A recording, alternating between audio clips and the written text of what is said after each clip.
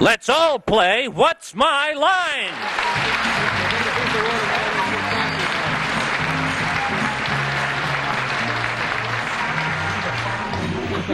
Melba, you just won a brand new reward. Hey, Gene, listen, you know what fascinates me about that mustache? Does that bend back, or does it really grow to your hide all the way out that far? No, it comes off in the evening. No, really, can you do that to it? No, I guess not. That's it really really goes not out. a mustache. He swallowed a dog up to the tail.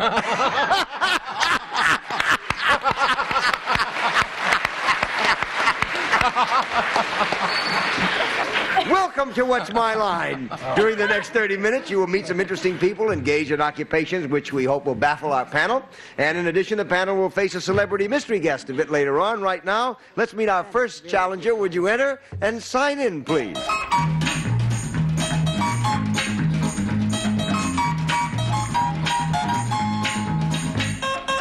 Chris McClay.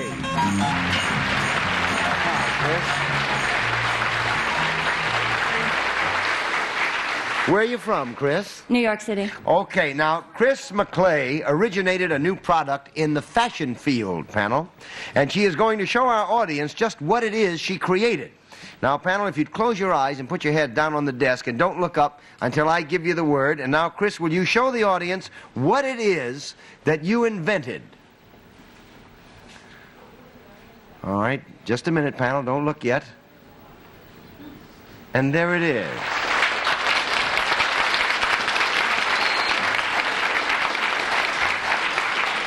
Okay, now could you come back over here, Chris, and have a little seat? All right. Panel, you can now look up. And we're going to start the game with Soupy Sales. What if I don't like what I see? Life is like that. Now, what is it? Where is it that we're supposed to... Oh, I thought you were going to show us. No, we showed the audience. Okay, now this is something you invented. Yes. Right? Okay. In the beauty... Why did In the fashion field. In the fashion It field. is a product in the fashion Is field. it something that is worn? Yes. Is it, when it is worn, is it... Let's get right down to the nitty-gritty. Can we rule out jewelry? Yes. Is it some kind of a clothing? Yes. Is it worn more by women than by men? At present, yes. At present it is, yes. But the world is changing, Soup. That's right.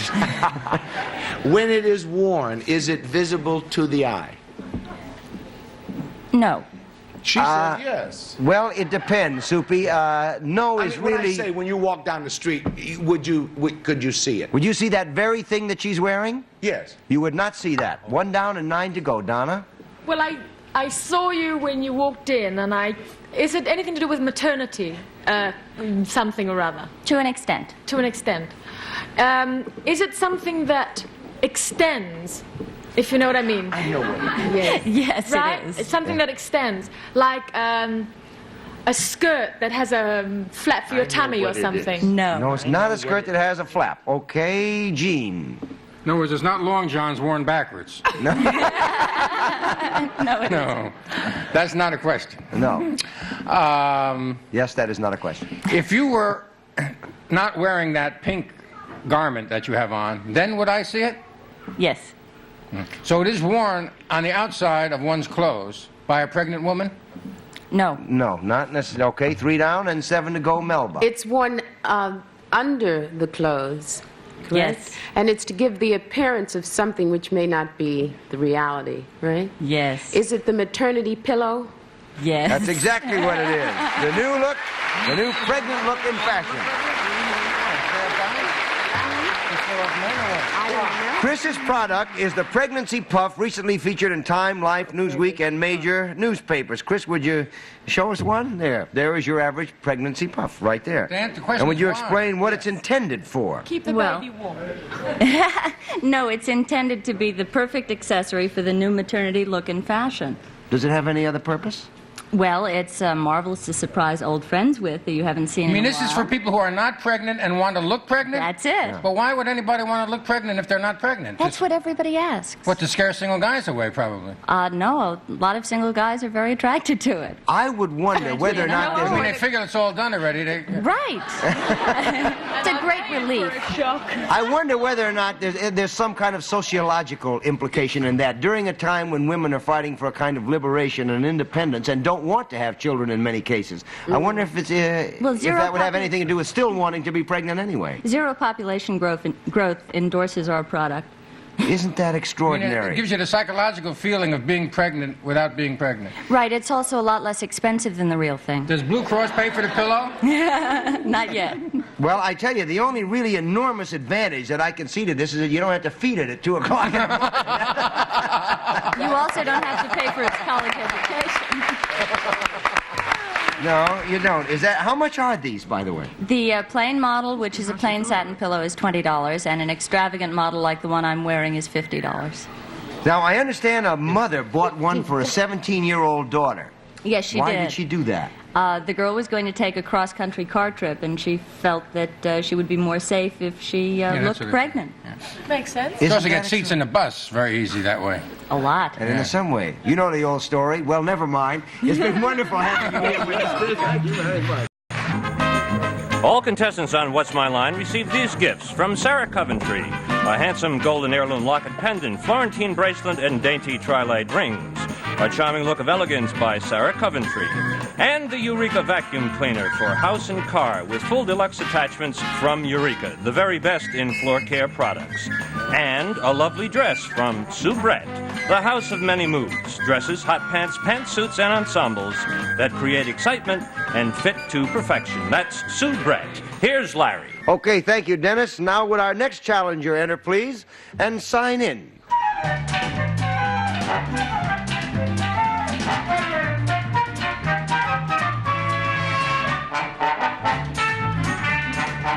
Richard Briggs. Hi, Mr. Briggs. Welcome, Mr. Briggs. Where are you from? Toledo, Ohio. Toledo, Ohio. Panel, Richard Briggs runs a farm on which he produces a most unusual product. Now we'll show the audience what that product is.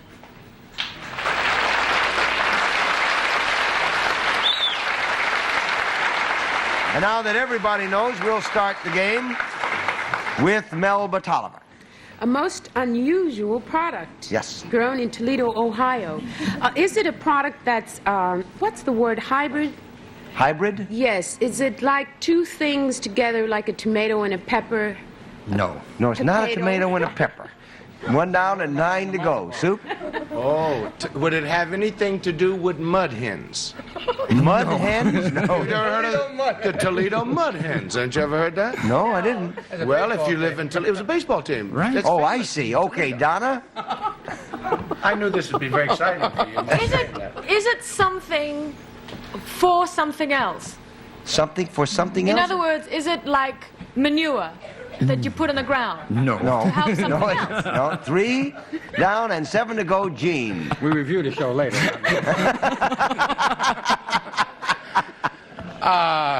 Do you grow surplus? That seems to be big in America these days. No. No, that's a joke, too, I think. Go ahead, Gene. Is what you grow actually marketable and edible? Yes. Is it something grown from the earth rather than some sort of living thing? No, it is not. There's 4 down and 6 to go, Melba. What you grow, is it, is it an animal kind of thing? In the sense of being alive, it would be animal, yeah.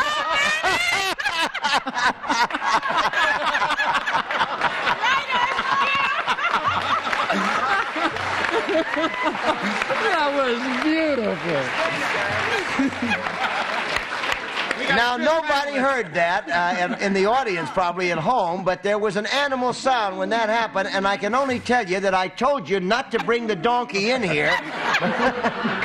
No, a rooster crowed. Oh, I thought it was our producer who was a geek. Okay, Melba, would you like to pursue that at all? Yeah, a rooster, and it's an unusual. I think kind that of was a rooster. Well, was that your rooster? Well, I don't know. It might have been my. It's probably, the chances are that it was, so we'll give you a qualified yes. Do you grow? What do you do with roosters? You don't eat them, right? Who don't eat roosters? Do you grow a rooster that that acts as a clock? I think that's a no. Soupy? You want to know something what really bugs me is that I gotta know, and I just made a joke, Toledo mud hens. I know, but I was partly right, because there's something about that animal that has some hen involved, right? Yes, there is That's certainly right. a hen involved in All right. this. Now, we heard him go and cock-a-doodle-doo back there. Now, is it something different about this rooster that we should... Don't let the fact that it's a rooster throw you. That was just something that I said, all right? Oh, something you said. Yeah, I just said it was a rooster. It might not have been, in fact, a rooster. Well, it is something living, right? Yeah. Right. Is it a two-legged animal? Yes. Okay. Is it something in the rooster hen family? Yes.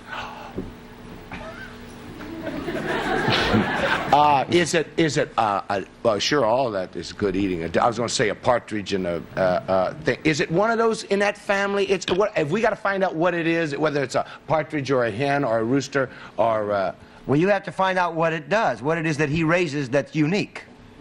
Because he raises something that's unique. Now, you have established so far, I think, that there's a rooster and a hen Is there connected something with it. about the animal that's different? I won't tell you. Is that Like what it you're might be, it might have hair instead of feathers. There is something about the animal that's different. I tell you, we're going to throw them all over. Oh, is it a rooster that lays eggs or something? Yes, and the rooster stands on stilts and he lays scrambled eggs. And where's a little pregnancy? No, I tell you what it is. He crossbreeds hens and roosters that produce colored eggs. Oh, I was close. Yeah, tomatoes and peppers. They're called Easter chickens. I know that you're all anxious to see what kind of chickens lay colored eggs, so Jennifer would, if you would, and if you could, would you bring out the chickens, Chicken, please? Melba said. Where are the chickies? There we are. Thank Who you, Jennifer. notices that? I didn't understand. He crosses a rooster with a chicken? No. He crossbreeds these chickens, and they produce their chickens. Would you explain it, Mr. Briggs? They're a chicken that's originally from Chile, South America. And they're a little different. They have no tail feathers that stand up. Whoops. And they lay colored eggs. What color? Gray, blue, pink, Very green. big at Easter, huh? Right. Does this one lay eggs, the one you held up? Now this is the rooster, and this is the little hen. Does the inside of the egg look the same? Please, sir. Does the inside of the egg look the same? The inside of the egg is the same. I tell you what, let's do. Let's take a look at some of these colored eggs. Jennifer Wood, if you would. Would you bring out some eggs, please? Gee, isn't that amazing? That's really pretty. How about this for a haul from the hen house, huh? All of these eggs for you at home with black and white sets. Of course, you can't really see this. And with colored sets, it's kind of difficult because they're all pastels. But this is a normal colored white egg. And these eggs are, as you see, really different colors. This is a blue one? This is one that's speckled. What did you call this? Flowered. Flowered. Now, there's one here that's fantastic. Look at this. That's a striped egg. It's green and gray and blue. Now, these eggs haven't been dyed. They're laid this way. Now, what about the shells? Are they this way all the way through or just on the outside? No, the shell is colored all the way through. And what about the contents of the shells? Look, here's a brown one. Look at that. It's a Mrs. Orange. This is a pink one. What is the protein content of these eggs, Mr. Briggs? We have analysis where they're 12 to 15% higher than a regular egg, regular white or brown egg. And do you just sell these like anybody else sells eggs? Yes. Do people come to you for them especially because of the color? As far as 50 miles away. Really? Really. What about around Easter? What happens Easter time?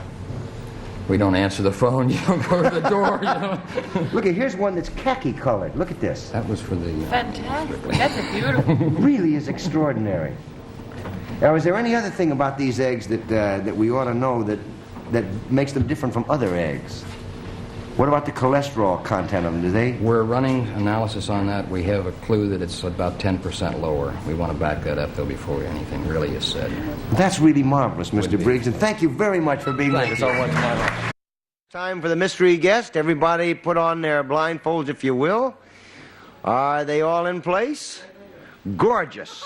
Will our mystery guest enter, please, and sign in?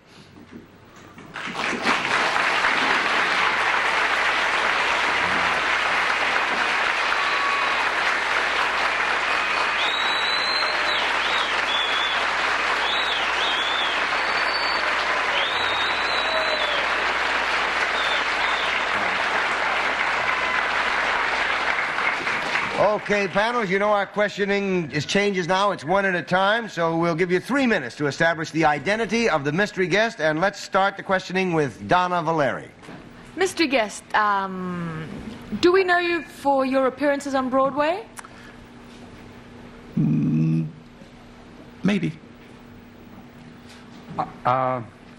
Mystery guest is the vast proportion of the population probably more familiar with you through television?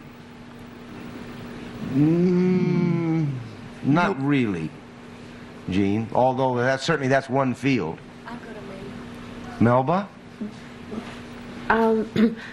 Would we know you then because of your work in films? Nope. No? Nope, that's a no. Soup?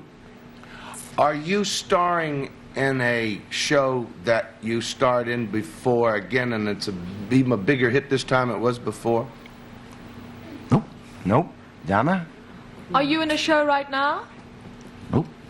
I think you've been misled a little bit by the fact that he said you might have seen him on Broadway, and you indeed might have seen him on Broadway, but not in the context of a Broadway show. Is this my turn? Yep, Gene.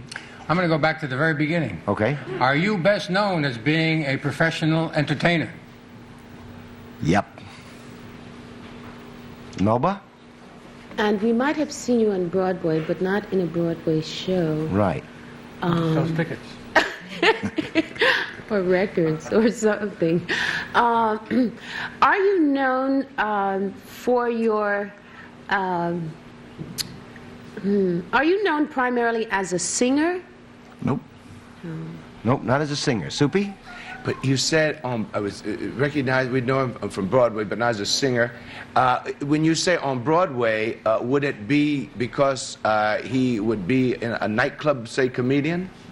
Comedian is the word you're using? No. Donna? When you were with this Broadway show, was it because you were producing it or directing it? Nope. No? They're not going to get it. All right, well, I tell you what, just to put you out of your misery, why don't you take off your mask and say hello to one of the greats of music, Count Basie.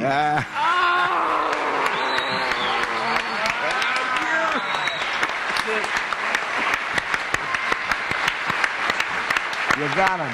You got him. Boy, you just got the greatest reviews with your band at the St. Regis roof. It's so great. Well, thank you, Steve. If he'd have talked, I'd have got We it. would have known. Hit, I said you'd dig it. I told a story about you this morning. I heard about that. Is it true? What? A little bit of it. A little bit. What is it? Well, it was when one of It's too late. Yeah. It's too late. Tell what it was. No. I know. It was when one of his musicians was giving Don Count Byas. his Don notice. Byas. Don Byas. That's And he went in and he knocked on the door, and Count says, "Yeah," and Don Byas, he opened the door and he says, "Bass," and Basie says, "Yeah." He said, "In 4 weeks I will have been gone too." That's a smooth way to give you notice. Yeah. Listen, you are about the only musician who ever had in an arrangement a phrase which turned the whole country on. And that phrase is "one more time." How did that happen? Why? It really wasn't what. It really doesn't belong to me. Actually, it started with me because we worked with a group at Wild Bill Davis and his great group, the organist. we were doing April in Paris, and Bill always said, one more time, one more time. So we were to record together, to make this record together, but Bill's truck broke down on the road somewhere, and I thought this was a good chance for me to steal it from Bill, so we recorded it without Bill, and so we made the one more time. It actually belongs to Bill. But everybody thinks of it as yours. Listen, we're going to break away for a minute for a commercial. We'll be right back after this word. Don't go away, Count. Well, we're back just long enough to say goodbye. Count Basie, it's an honor to have you with us. Thank you very much. Goodbye, everybody. We'll see you later. Goodbye.